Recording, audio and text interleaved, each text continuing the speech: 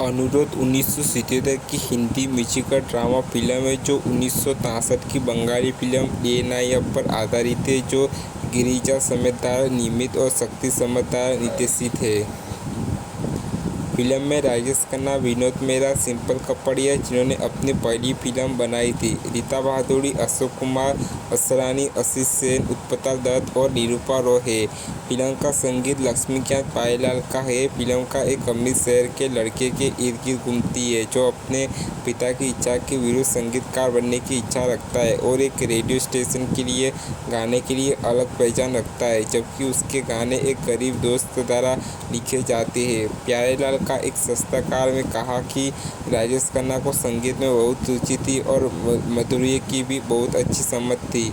उनके संगीत पर पांचम का दबदबा है और अपने संगीत शक्ति समझ की अनुरोध को केवल इसलिए स्वीकार किया क्योंकि राजेश खन्ना को तब पांचम के साथ कुछ गलतफहमी हो गई थी और उन्होंने ऐसा नहीं किया।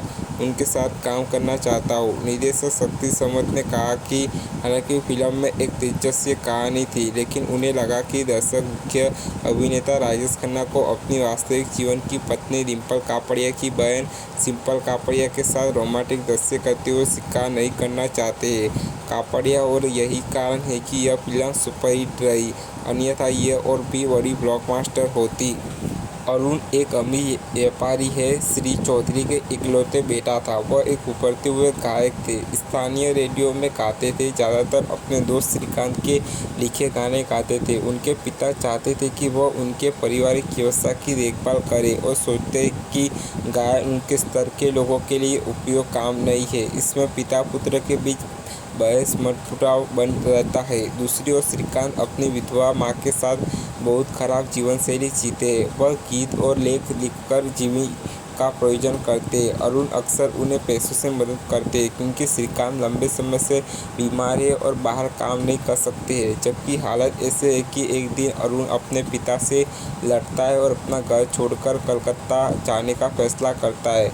वह स्थानीय रेडियो में एक गायक के रूप में शामिल होता है और श्री मधुर के घर में ड्राइवर के रूप में काम करता है। वह अपनी पहचान छुपाने के लिए संजय कुमार नाम का इस्तेमाल करता है। मधुर अपनी पोती सुनीता के साथ रहते हैं। उसने अपने बेटे को एक युद्ध में खो दिया था और उसे अपनी बहू और पोते का कोई अता पता नहीं चल रहा था, जिसके लिए वह लगातार खोजबीन करता रहता है। अरुण मधुर की जिद्दी पोती सुनीता के साथ घनिष्ठ बनाता है। सुनीता संजय कुमार की प्रशंसा करती है, बिना ये जाने कि वह अरुण का एक ही। मधुर को पता चलता है कि अरुण उसके दोस्त चौधरी का भागा हुआ बेटा था और वह उसे अरुण के ठिकाने से बारे में सूचित करता है। इस बीच श्रीकांत गंभीर रूप से बीमार हो जाता है और डॉक्टर इसे अंतिम चरण के टेम्पोरिक के रूप में निदान करते हैं। उनकी मां उनके साथ कलकत्ता आती है। अरुण श्रीकांत को इसी हालत में देखकर चौंक जाता है और उसे किसी भी तरह बचने की कसम खाता है। वह एक स्टेज शो आयोजित करने का फैसला करता है, हालांकि वह आखिरी मिनट तक ऐसा नहीं करने का फैसला करता है। वह एक मंच पर गाता है और ऑपरेशन के लिए पर्याप्त पैसे कमाता है। सज्जन श्रीकांत की मां को मधुर की खोई हुई बहू के रूप में पहचानता है और उसे सूचित करता है। श्रीकांत का ऑपरेशन सफल हो जाता है और वह अपने दादा से फिर मिल जाता है।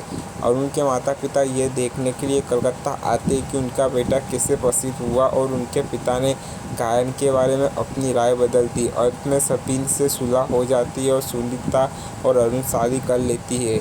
इसे बॉलीवुड गाइड कलेक्शन में 5 में से 5 पुरस्कार मिले हैं। फिल्म ने 1977 में बॉक्स ऑफिस पर 6 करोड़ की कमाई की थी। संगीत सुपरहिट हुआ था और खासकर किशोर कुमार द्वारा गाया गया गाना आपके अनुरोध पे आते जाते खूबसूरत और आवारा सदगुणों पे किशोर कुमार द्वारा गाए गए अन्य ब्लॉकबस्टर गाने थे।